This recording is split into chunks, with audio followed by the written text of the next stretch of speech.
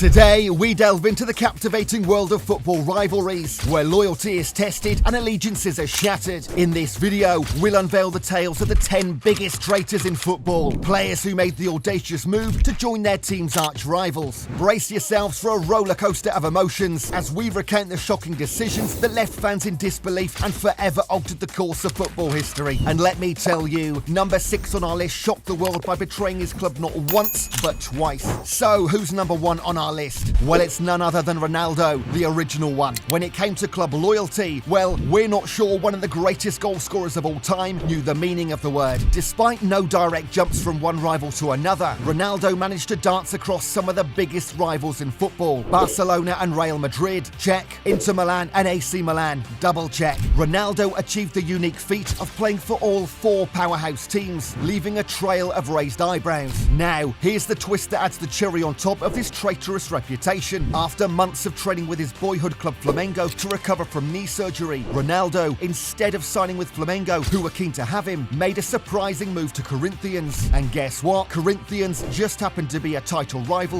of Flamengo's in the Brazilian Serie A. Flamengo made their intentions clear, but Ronaldo opted for Corinthians, adding another chapter to his history of unconventional moves. The wounds of betrayal run deep, it seems. You see, Sol Campbell, a name that still echoes with a bit of bitterness, even though he hung up his boots over a decade ago, did the unthinkable when he left Tottenham to join Arsenal. I think it would upset the Spurs fans if I went to Arsenal, not that I'm going to. This is what Sol Campbell said in the January of 2021 amid speculation about his Tottenham future, according to Sky Sports. Roll forward to July, and that's exactly what Sol Campbell did, signing for Arsenal on a free transfer. This brought an end to his 8-season spell at White Hart Lane. Perhaps the worst part for Tottenham fans, however, was that the move was a complete surprise. It wasn't Campbell's decision to leave Tottenham that caused Spurs fans to hate him. They understood that a player of his calibre deserved to play with a club playing in the Champions League. But to join the team's arch rivals, and on a free transfer too, that was far too cruel, and it rightly earned him the tag of Judas by Spurs supporters. Once a Tottenham hero, now permanently berated in Spurs quarters. To add salt to the wound, he became a key part of Arsenal's invincible squad, and to make matters worse, he was in the squad that clinched the league at Tottenham. Forgiving and forgetting, not in the Southern Sisters. On to number 3, and we have Cashley, aka the player everyone loves to hate. Ashley Cole first found himself in controversy following a tapping-up meeting with Jose Mourinho and Peter Kenyon of Chelsea. Once exposed, all parties involved were fined for their participation, and Cole's agent had his licence suspended for 18 months. Post the drama, Cole signs a 1-year extension with Arsenal, only to stir the pot once again. This time, he rejects Arsenal's offer and dives into Chelsea's pool of lucrative contracts. Adding fuel to the fire, he claimed he felt insulted by Arsenal's wage proposal. While Ashley said he forgave Arsenal for the saga, the fans weren't as forgiving. Every visit to the Emirates Stadium and Ashburton Grove became a chorus of boos for Cole. In 4th, we have Carlos Tevez, once a hero at Manchester United, stealing the spotlight with his performances and goals. United fans were chanting his name until, out of the blue, Tevez drops a bombshell, making a shocking move to none other than Manchester City, United's arch nemesis. United fans felt betrayed, and who could blame them? To add insult to injury, Tevez then appeared on a Welcome to Manchester billboard in the blue and white of Manchester City, which featured across the city. But wait, there's more. Tevez, not content with the drama, decided to antagonise none other than Sir Alex Ferguson during City's Premier League trophy parade. He held up a banner which read R.I.P. Fergie, which he later had to publicly apologise for, becoming public enemy number 1 in Manchester. Taking 5th spot is Robert Lewandowski. Picture this,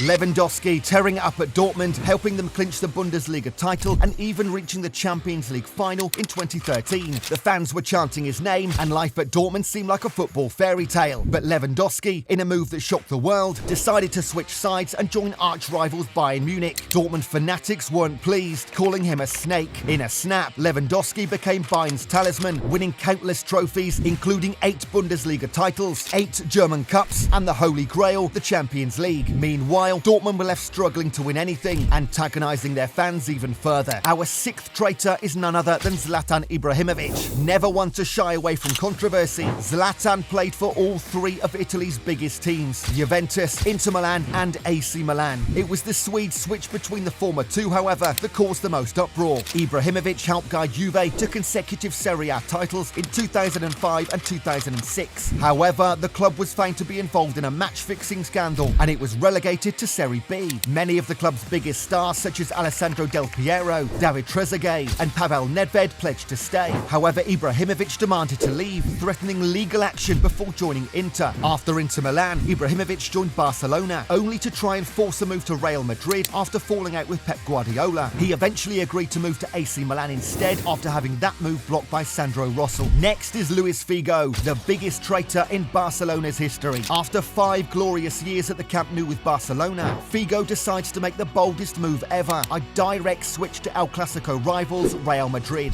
Yes, that is right. From Barcelona to the heart of the Bernabeu, Figo left Barcelona to join Real in a world record €70 million move in the summer of 2000. Upon returning to the Camp Nou a year after his controversial move, the Portuguese winger was greeted with banners that read Judas and Traitor. He was also showered with objects from the crowd, including glass bottles, coins, and most famously, a pig's head. Some might call it a bit classless off the field, but the former Inter Milan star became a linchpin in the Galactico side, lifting not 1 but 2 La Liga titles and the 2002 Champions League during his reign at the Bernabeu. Gonzalo Higuain takes 8th spot in our traitor showreel. The whole of Naples were left appalled by his decision to leave Napoli for rivals Juventus in 2016. Fans flushed his shirts into the sewers, his image was ripped down from billboards, and local restaurants even said they'd offer discounts if he became injured for his new club. This, according to the New York Times. A local rapper known as Enzo Dong even wrote a song about his betrayal, to which the chorus goes, "I'll enjoy myself once Higuain dies." Not the best move, hey, Gonzalo? There is no name in the history of Celtic Football Club which provokes the same strength of feeling as that created by the utterance of our 9th traitor, Maurice Johnston. No player who has ever worn the hoops is so universally despised by the Celtic supporters. He went from being hailed as Supermo to becoming known simply as Judas. Johnston established himself as a fan favourite by scoring 52 goals for Celtic between 1984 and 1987 before moving to French side Nantes. After just 1 season abroad, the Scotsman announced at a press conference he was to return to Celtic. However, he then pulled out of the deal at the last minute to instead join